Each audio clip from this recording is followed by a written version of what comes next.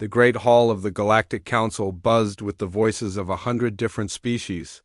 Ambassador Lisa Martinez sat quietly at the small table marked with Earth's symbol, watching the debate unfold around her.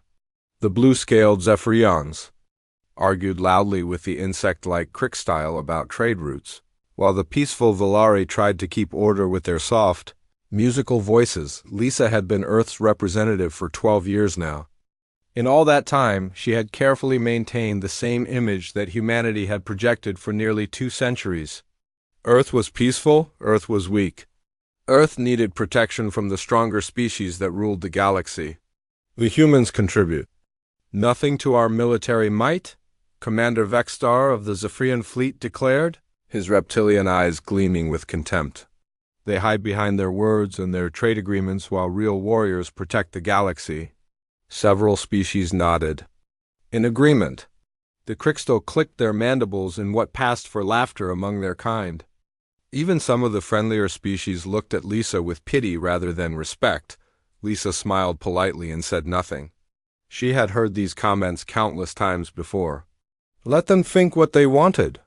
It was safer that way, back on Earth. The truth was very different. Deep beneath the Pacific Ocean, in caverns that had been carved out over decades, General Kate Sullivan walked through the largest military shipyard in galactic history. The space was so vast that the ceiling disappeared into darkness above her head. Rows upon rows of warships stretched out in every direction, each one more advanced than anything the galaxy had ever seen. Status report, Kate said to Colonel Pete Johnson, her second-in-command. All systems green, General. The Titan-class dreadnoughts are ready for deployment. The Falcon squadrons finished their final tests yesterday. We now have 500,000 vessels ready for combat. Kate nodded.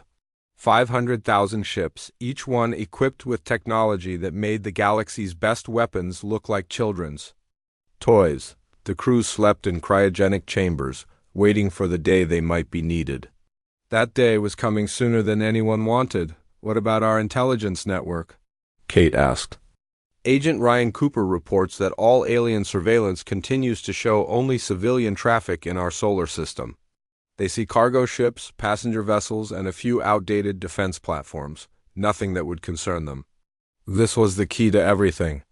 For 200 years, humanity had worked to appear weak while building the most powerful military force the galaxy had ever known. Every alien probe that entered Earth's solar system was carefully guided to see exactly what humanity wanted. Them to see, Ryan Cooper sat in his office high above New York City, monitoring dozens of screens that showed alien activity throughout the galaxy. His team of specialists worked around the clock to maintain the illusion that Earth was defenseless. When Zephyrian scout ships approached the solar system, they would see only the merchant vessels and civilian platforms that Ryan's people wanted them to see. Sir, we have a problem, called out Agent Mary Foster from her workstation. Long-range sensors are picking up unusual activity in the outer rim. It looks like multiple fleets are gathering. Ryan walked over to study the data. His expression grew dark as he realized what he was seeing. Contact General Sullivan immediately. Tell her the hegemony is making their move. The hegemony was the galaxy's greatest fear.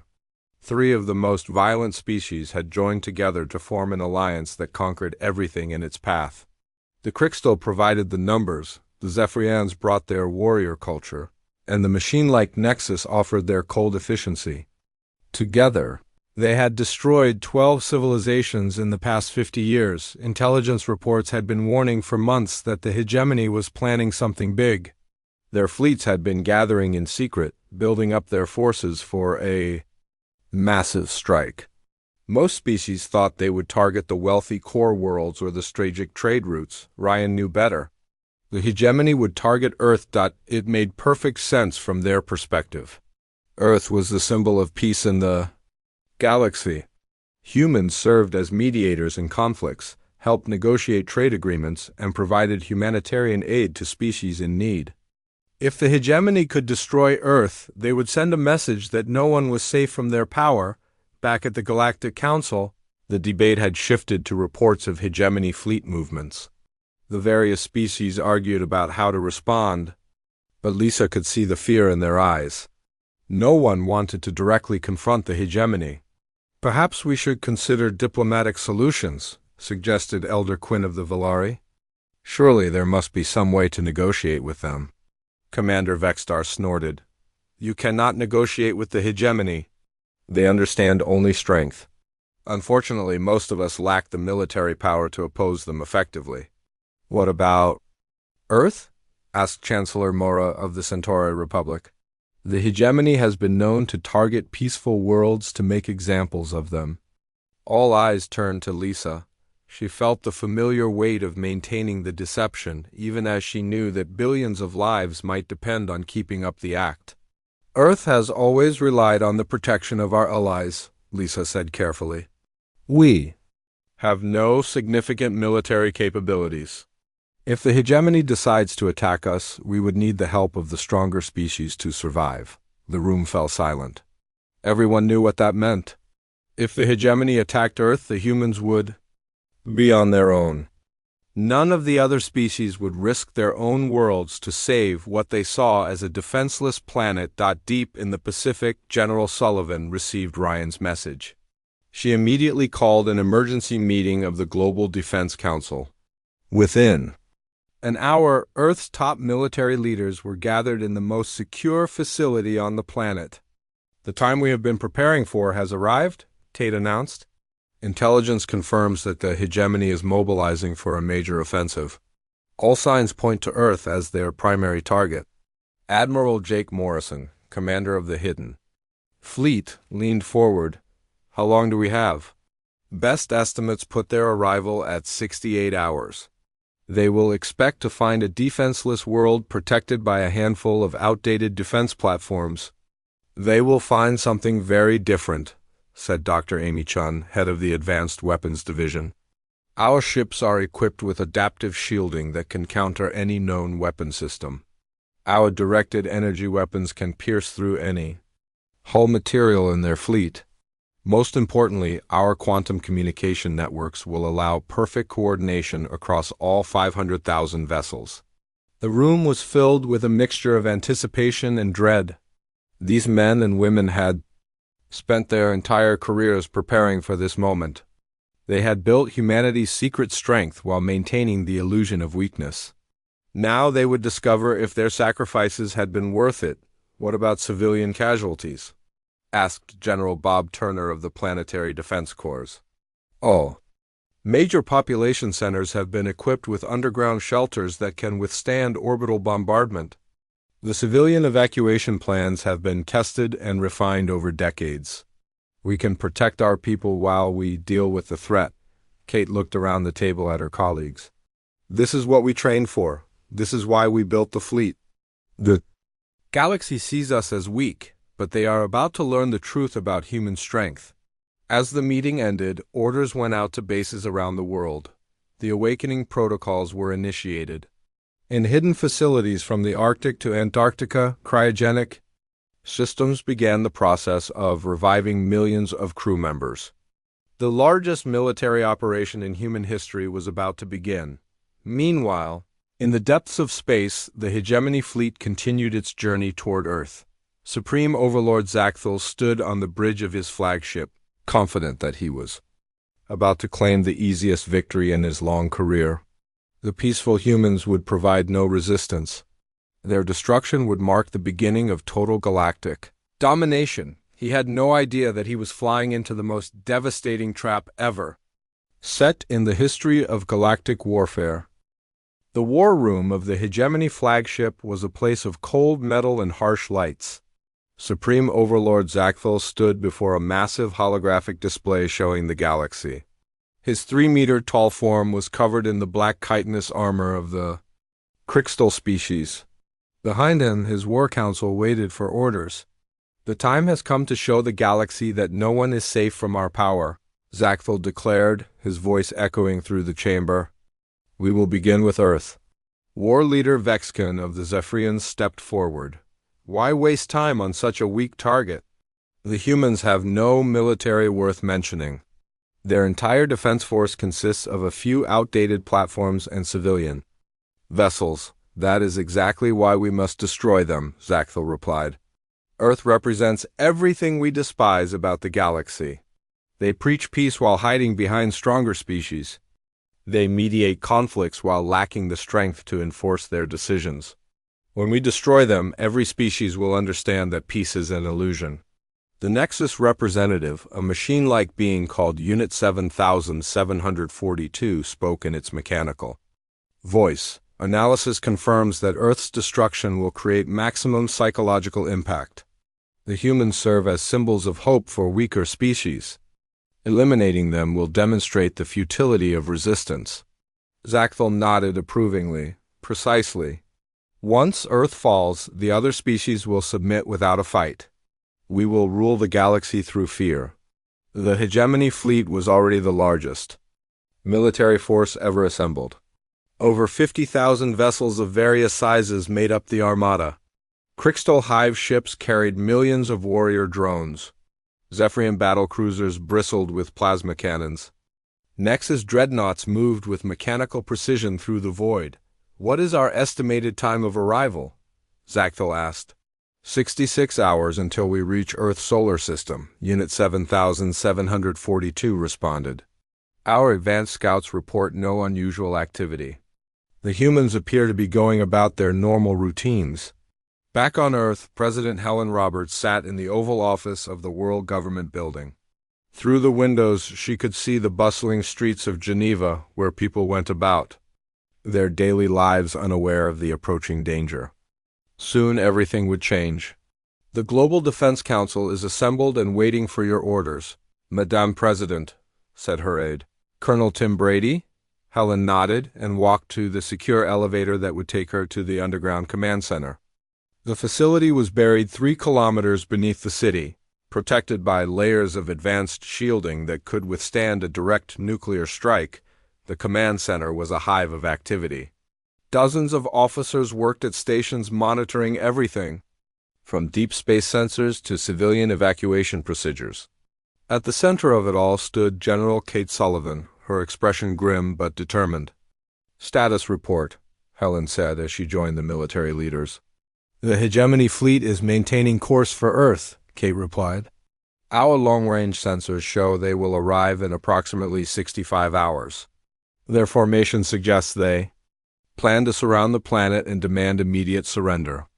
Admiral Jake Morrison looked up from his tactical display. The hidden fleet is ready for deployment. All vessels have completed their final systems checks. Crew revival is proceeding ahead of schedule. What about the civilian population? Helen asked. Emergency shelters are being prepared in all major cities, answered General Bob Turner. We are telling people this is a routine drill. Most civilians believe the Galactic Council will protect us from any threat. Helen felt the weight of the deception. For 2 centuries, humanity had maintained the illusion of weakness not just for alien observers, but for their own people as, well, most humans genuinely believed they were defenseless. Only a small group of military and government leaders knew the truth. Dr. Chun, what is the status of our weapon systems? Helen asked. Dr. Amy Chun pulled up a holographic display showing the specifications of the hidden fleet. All ships are equipped with Mark 7 adaptive shielding.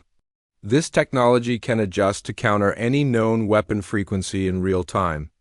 Our directed energy weapons use quantum phase manipulation to penetrate any armor or shield system currently and used by galactic military forces. And our tactical advantage? Admiral Morrison asked. The enemy has no idea we exist, Dr. Chun replied. They have studied our fake defense platforms and civilian vessels for decades. They know nothing about our true capabilities. More importantly, they do not know about our quantum communication networks. This was one of humanity's greatest secret weapons.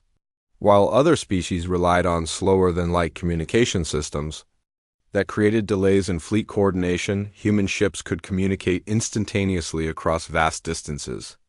This would allow perfect tactical coordination during battle. In the depths of the Pacific Ocean, Captain Alex Parker felt the familiar sensation of waking from cryogenic sleep. The revival process was designed to be as smooth as possible, but it still left him feeling groggy and disoriented. As his vision cleared, he saw the bridge of his ship, the Defiant, coming into focus around him. "Welcome back, Captain," said the ship's AI, which the crew had nicknamed Oracle. "All systems are operating at optimal levels. The fleet is ready for deployment on your command." Alex sat up slowly, letting his body adjust to being awake again. Around him, his bridge crew was going through the same revival process. These men and women had trained together for years before entering cryogenic sleep. They knew each other's strengths and weaknesses better than most families. "Status of the other ships?" Alex asked. "All vessels are reporting green status," Oracle replied. "Admiral Morrison has confirmed that the entire fleet is ready for combat operations." Alex looked out the main view screen at the massive underwater cavern that housed their battle group. Hundreds of ships floated in the artificial atmosphere, their hulls gleaming with advanced armor plating. Each vessel was a masterpiece of human engineering, designed to be superior to anything the galaxy had ever seen. "Time until deployment?" Alex asked. 18 hours until we reach our assigned positions," Oracle answered. "The enemy fleet is expected to arrive in 47 hours. Meanwhile, at the Galactic Council, Ambassador Lisa Martinez was playing the most important role of her career. She had to convince the other species that humanity was terrified and helpless, while secretly coordinating with Earth's military leaders. "The reports about the hegemony are very concerning," she said to the assembled delegates. "Earth's government is requesting immediate assistance from our allies." Chancellor Mora of the Centauri Republic looked uncomfortable. "We would like to help, but the hegemony fleet is too large. Any species that opposes them directly would face complete destruction." "Perhaps we could offer refugee status to Earth's population," suggested Elder Quinn of the Valari. "We could evacuate your people before the hegemony arrives." Lisa shook her head. "Earth's population is over 12 billion people. Even if we wanted to abandon our world, there is no practical way to evacuate everyone in time." The room fell silent. Everyone understood what this meant.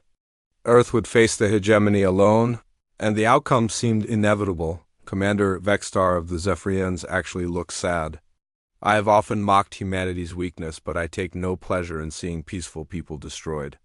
If there was a way to help you, we would." "We understand," Lisa replied. "We have always known that Earth would have to rely on its own resources if this day came." What the other species did not know was that Lisa's words were completely true. Earth would rely on its own resources, but those resources were far greater than anyone imagined. As the meeting ended, Lisa sent a coded message to Earth. The deception was holding. The galaxy still believed humanity was defenseless. In less than 2 days, they would discover how wrong they had been. The hegemony fleet continued its journey through space, confident in their coming victory. Supreme Overlord Zaxthal spent his time planning the victory celebration that would follow Earth's destruction. He had no idea that he was leading his forces into the most devastating trap in galactic history. In the hidden bases around Earth, millions of human soldiers completed their revival from cryogenic sleep. They had trained their entire lives for this moment. Soon they would show the galaxy what human strength really meant. The hegemony fleet arrived at the edge of Earth's solar system like a dark cloud blocking out the stars. Supreme Overlord Zaxthal stood on the bridge of his flagship, watching the tactical display with satisfaction. 50,000 warships spread out in perfect formation, their weapons charged and ready for battle. "Initial scans complete," reported Unit 7742, the Nexus tactical officer. "Detecting minimal defensive presence. Earth appears to be protected by 37 vessels of outdated design and 12 orbital defense platforms." War Leader Vexcan laughed, a harsh sound that echoed through the bridge. "This is what we traveled across the galaxy to fight? I have seen merchant convoys with better protection." "Do not underestimate the enemy," Zaxthal warned, though his voice carried no real concern. "Scan for hidden weapons or concealed ships." The sensors swept through the solar system multiple times, finding nothing but the expected civilian traffic and the pathetic collection of ships that formed Earth's defense force. The largest human vessel was barely 1/10 the size of a hegemony. Cruiser. No hidden threats detected. Unit 7742 confirmed. The humans appear to be exactly as weak as our intelligence indicated. On Earth, the performance was about to begin. Captain Luke Davis stood on the bridge of the Earth defense ship Liberty, one of 30 modified civilian vessels that would play the role of humanity's last hope. Every person on his ship was a volunteer, knowing they were about to participate in the most dangerous deception in history. "All ships, this is Captain Davis," he said into his communicator. "Remember, we need to look desperate but not incompetent. Fight hard, take damage, but make it look realistic. The entire operation depends on our performance." The human ships moved out to intercept the hegemony advance guard. To any observer, they looked like a pitiful collection of converted cargo. Haulers and patrol boats facing impossible odds. The crews aboard these vessels were some of Earth's best actors, playing roles that required them to appear terrified while remaining completely professional. "Incoming transmission from the hegemony fleet," reported Lieutenant Sarah White from the Liberty's communication station. "Put it through," Davis ordered, the main screen filled with the image of war leader Vexkin. His reptilian features were twisted into a cruel smile. "Human vessels, you are ordered to surrender immediately. Your resistance is futile." Davis made his voice shake with the right amount of fear. "We cannot surrender. We have families to protect. We will fight to defend our world." "Then you will die uselessly," Vexkin replied, cutting the transmission. The first battle began exactly as planned. The hegemony advance guard consisted of 200 ships, more than enough to handle what they thought was Earth's entire fleet. The human vessels spread out in a defensive formation, their weapons firing desperately at the approaching enemy. Throughout the galaxy, billions of beings watched the battle on their communication networks. News reporters spoke in hushed tones about humanity's brave but hopeless last stand. The images showed human ships taking heavy damage, their shields failing under the overwhelming firepower of the hegemony fleet. "The human vessel Courage has lost main power," reported one news anchor. "They are drifting helplessly as enemy ships close in for the kill." The performance was perfect. The human crews made their ships look damaged without actually compromising their ability to fight. They sent out distress signals, broadcast fake damage reports, and even staged realistic-looking explosions that created debris fields, but caused no real harm. Captain Davis watched his tactical display as the plan unfolded. "Take us in closer to the enemy cruiser. Make it look like we are making a desperate attack run." The Liberty charged toward a hegemony vessel, its weapons blazing. At the last moment, the ship veered away, trailing fake smoke and sparks. To observers, it looked like a desperate maneuver that had failed. "Sir, we are receiving surrender requests from civilian ships throughout the system," reported Lieutenant White. "Ignore them," Davis replied. "We need to maintain the illusion that we are fighting alone." The battle continued for 2 hours. One by one, the human ships appeared to be destroyed or disabled. The hegemony advance guard moved closer to Earth. Confident in their easy victory, Supreme Overlord Zaxthel watched the battle from his flagship with growing satisfaction. "The humans fight with courage, but they lack the strength to resist us. Order the main fleet to advance." The massive hegemony armada began moving toward Earth, 50,000 ships advancing in perfect formation, their weapons ready to bombard the planet into submission. The sight was terrifying to watch, even for those who knew the truth. On Earth, President Helen Roberts stood in the command center watching the enemy fleet approach. Around her, military officers tracked every movement of the hegemony forces. The moment of truth was approaching. "All civilian shelters report ready status," announced General Bob Turner. "The population has been moved to safety, hidden fleet status?" Helen asked. Admiral Jake Morrison checked his displays. "All vessels are in position and ready for deployment. Captain Parker's battle group is standing by for the signal." "Dr. Chun, are our weapon systems ready?" "All systems are optimal, Doctor," Chun replied. Our adaptive shielding is calibrated to counter their weapon frequencies. Our directed energy weapons are charged and ready. Helen took a deep breath. In a few minutes, the galaxy would learn the truth about humanity. The peaceful species that everyone thought was defenseless was about to reveal itself as the most powerful military force in galactic history. Begin final preparations, she ordered. Deep beneath the Pacific Ocean, Captain Alex Parker felt the familiar rush of anticipation before battle. His ship, the Defiant, was the flagship of the largest battle group in the Hidden Fleet. Around him, his crew worked at their stations with calm efficiency. "All ships report ready for deployment," reported his tactical officer, Lieutenant Commander Pete Wilson. "The quantum communication network is active and functioning perfectly." "Enemy fleet status?" Alex asked. "The hegemony forces are moving into bombardment positions around Earth. They appear to be preparing for a planetary assault." Alex nodded. The enemy was exactly where they wanted them. Spread out around Earth, confident in their victory, completely unaware of what was about to happen. "Oracle, initiate final countdown," Alex ordered. The ship's AI responded immediately. Countdown initiated. Deployment in T-5 minutes. Throughout the hidden bases around Earth, the same countdown echoed through communication systems. 500,000 ships prepared to rise from their concealment. Millions of crew members checked their weapons and equipment one final time. The galaxy continued to watch what they thought was Earth's final moments. News reporters described the approaching bombardment with horror. The hegemony fleet was so large that it blocked out the stars around Earth. "The human defense force has been completely destroyed," one reporter announced. "Earth now stands alone against the largest military force in galactic history." Supreme Overlord Zachthel prepared to give the order for planetary bombardment. The destruction of Earth would mark the beginning of his empire's total domination of the galaxy. He had no idea that he was about to face the most shocking reversal in military history.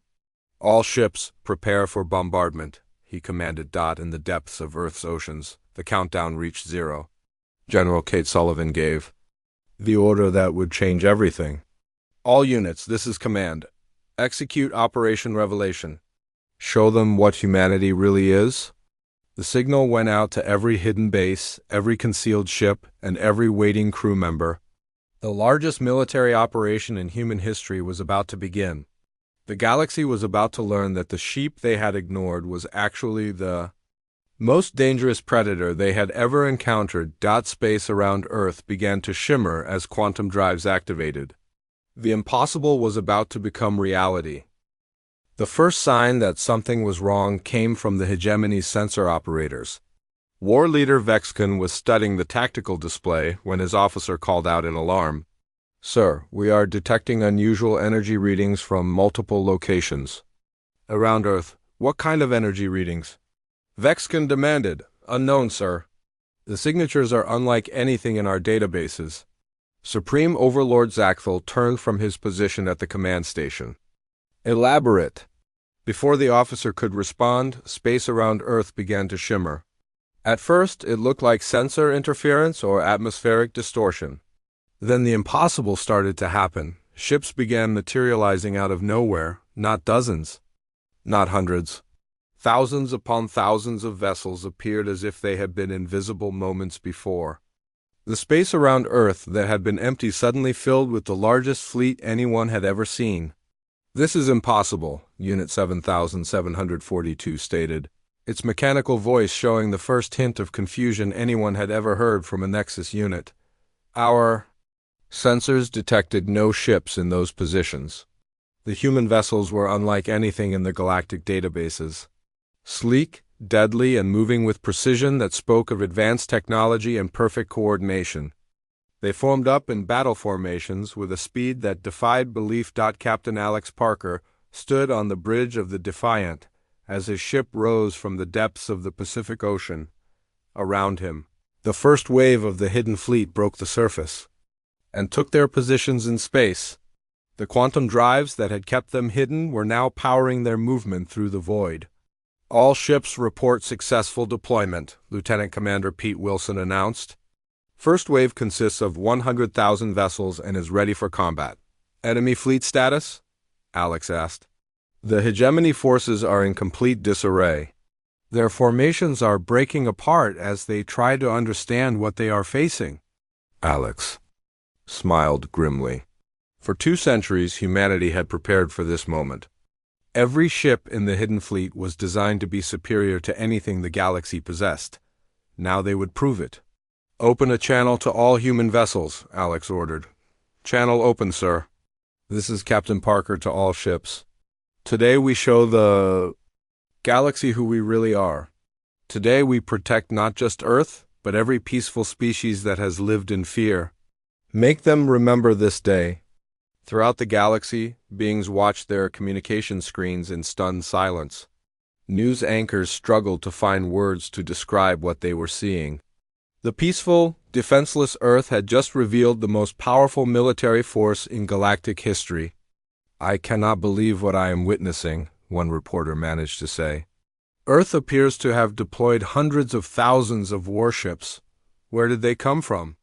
Admiral Jake Morrison watched the deployment from the command center on Earth. Every ship was exactly where it should be. The quantum communication network allowed perfect coordination across the entire fleet.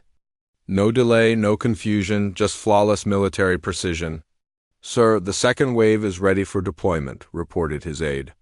Deploy all remaining forces. Morrison ordered. Another 200,000 ships materialized around Earth, then another. 100,000. The space around the planet filled with human vessels until the hegemony fleet found itself completely surrounded and outnumbered 10-1. Supreme. Overlord Zaxthel stared at the tactical display in horror. The easy victory he had expected had become an impossible nightmare. His fleet of 50,000 ships now faced 500,000 human vessels. How is this possible? He demanded. Our intelligence said Earth had no military capability. Our intelligence was wrong, War Leader Vexkin replied, his voice shaking. We have been deceived. Sir, incoming transmission from the human fleet. Reported the communication officer. Put it through. The main screen filled with the image of Captain Alex Parker. He looked calm, professional, and completely in control. Behind him, the bridge of his ship hummed with quiet efficiency. Supreme Overlord Zaxthel, Alex said, his voice carrying across the void. I am Captain Parker of the Earth Defense Force. You came here expecting to find a defenseless world. You were mistaken. This changes nothing, Zaxthel replied, though. His voice lacked conviction. We still outnumber your individual ships, Alex smiled coldly. Do you? I suggest you check your tactical display more carefully. The hegemony sensors finally managed to get accurate readings on the human ships. What they found was terrifying. Each human vessel was larger and more heavily armed than their initial scans had indicated. The quantum technology that had hidden them also made them appear smaller than they actually were.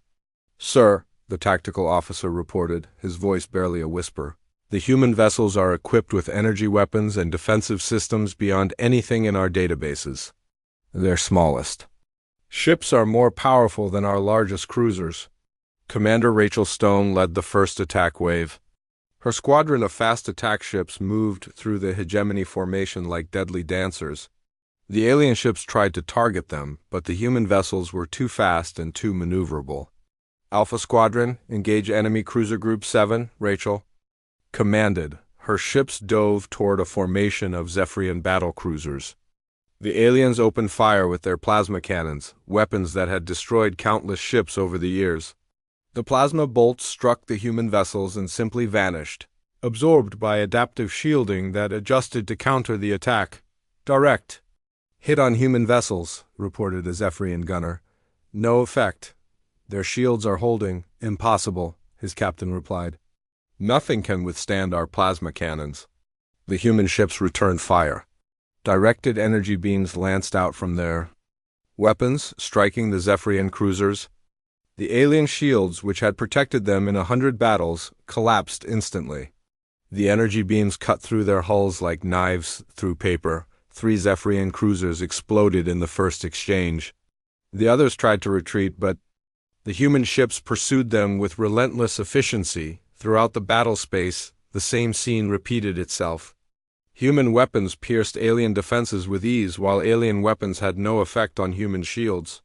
The technological gap was so large that it was less a battle than a demonstration. Captain Parker engaged the enemy flagship directly. The Defiant was one of the largest ships in the human fleet, a massive dreadnought that dwarfed even the Hegemony command vessel.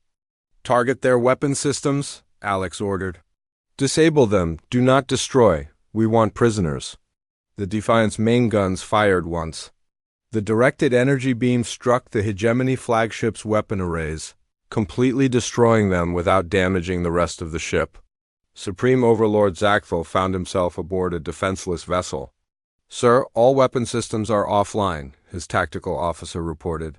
"We are defenseless." War Leader Vexcan turned to his Supreme Commander.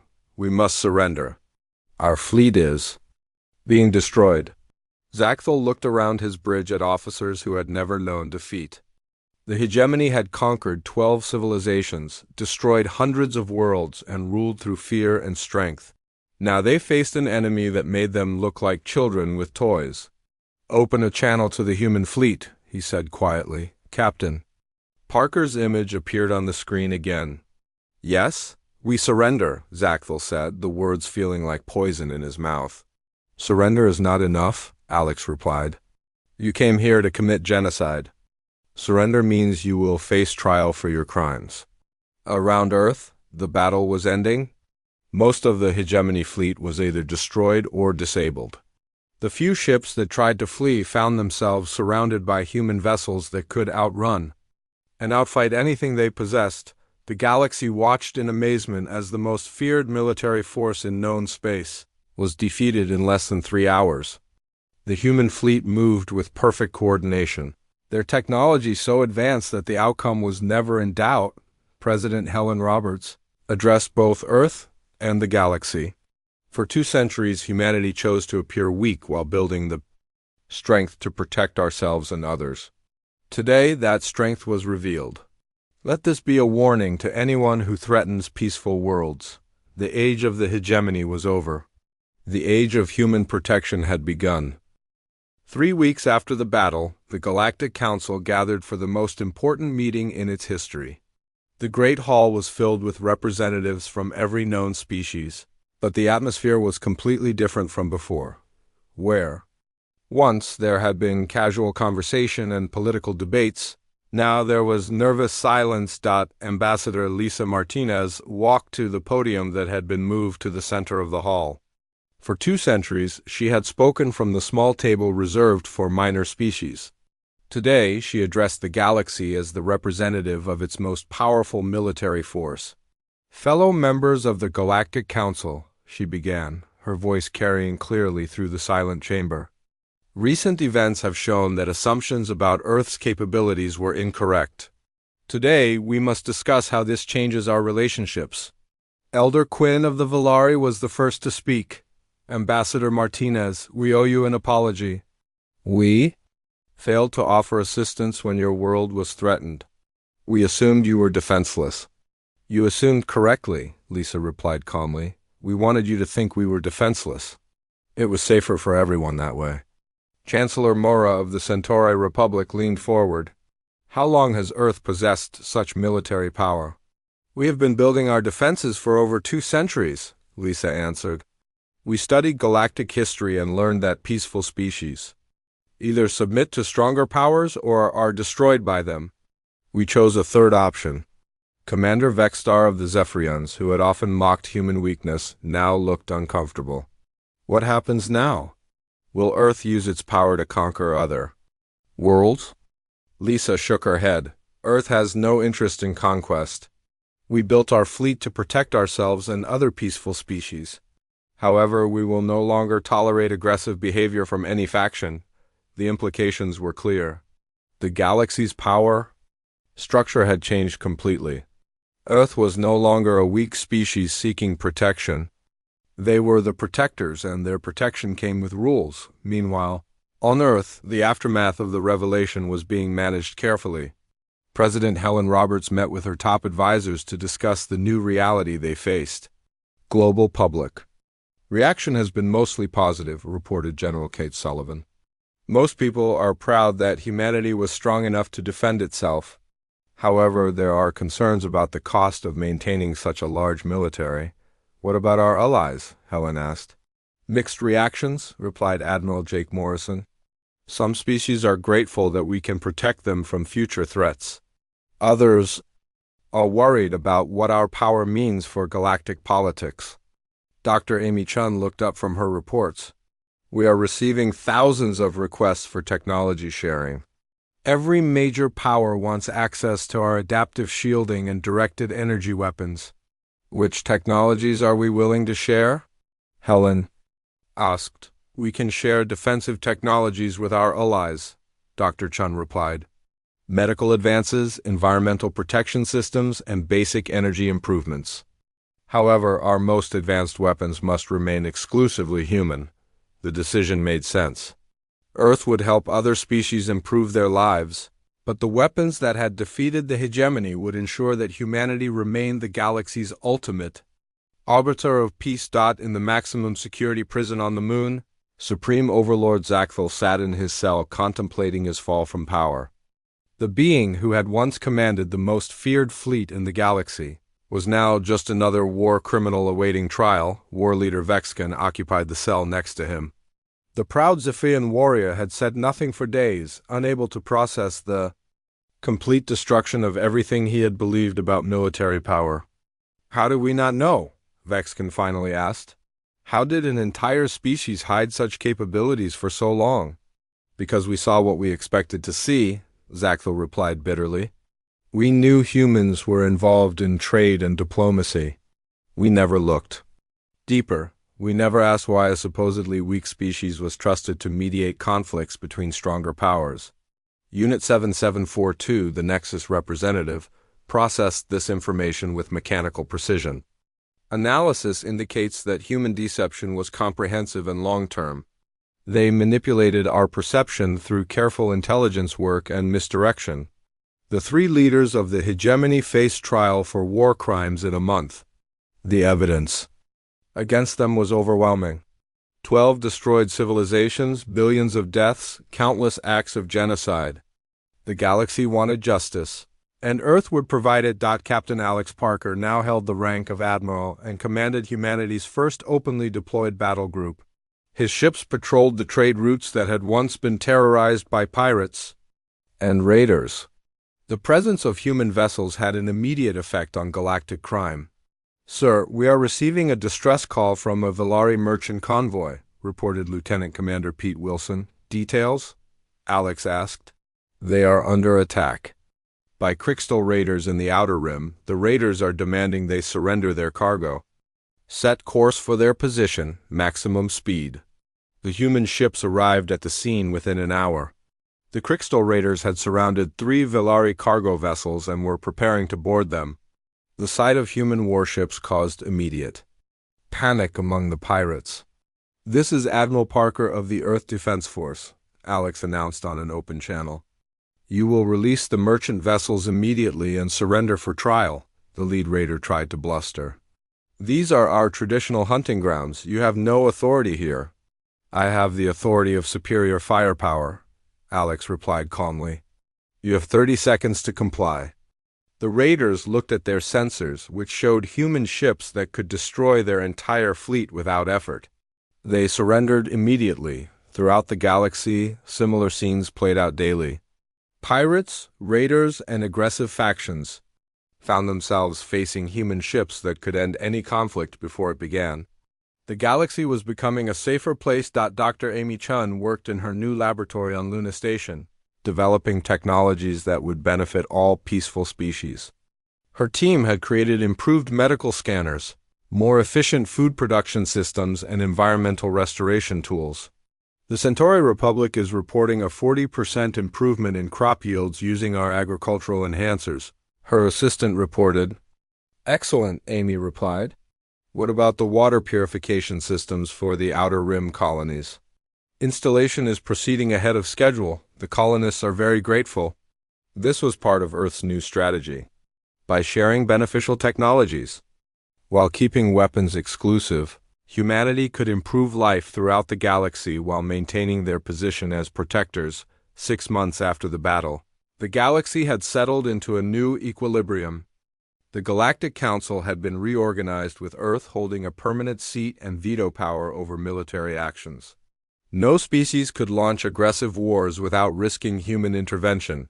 The former hegemony territories were being rebuilt under human supervision. The conquered species were freed and given assistance in establishing their own governments. The process was slow but steady. Ambassador Lisa Martinez stood before the Council for her regular report. Crime in the major trade routes has decreased by 70%. Piracy is at its lowest level in galactic history. Military conflicts between member species have stopped completely. Elder Quinn smiled, one of the first genuine expressions of happiness seen in the council chambers in years. Our children can grow up in a galaxy without fear of conquest or slavery. That was always our goal, Lisa replied. Earth never wanted to rule the galaxy. We just wanted to make sure the galaxy was safe for everyone. The transformation was remarkable. Species that had lived in fear for generations now traveled freely. Trade flourished without the threat of piracy. Scientific cooperation reached new levels as species shared knowledge under Earth's protection. Children on dozens of worlds played with toy spaceships, their favorites now bearing the sleek design of human vessels. The ships that had once been humanity's greatest secret were now symbols of hope and protection throughout the galaxy. President Helen Roberts gave her final speech as Earth's leader, retiring after overseeing the most significant change in galactic history. We spent 2 centuries pretending to be sheep while becoming the galaxy's guardians. Today, every peaceful species can live without fear of the wolves. The galaxy had learned that sometimes the greatest strength comes not from appearing powerful, but from being powerful enough to choose when to reveal that strength. Humanity had made that choice, and the galaxy was better for it.